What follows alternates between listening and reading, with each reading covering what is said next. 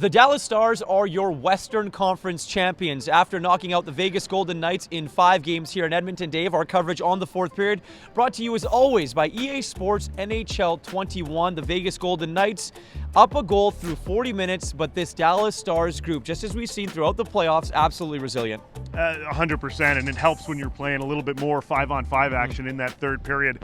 It was a quick jump for Vegas 15 seconds into the third, giving them a 2-0 lead. But like you said, tough group, resilient group, and one into the Dallas Stars, that was able to come back and finish this one off in overtime to make their way over to the Stanley Cup Final. One player we talked about a lot is Anton Khudobin, but it's been for good reason. But in this series, in the Western Conference Final, it's been the Jamie Benn show.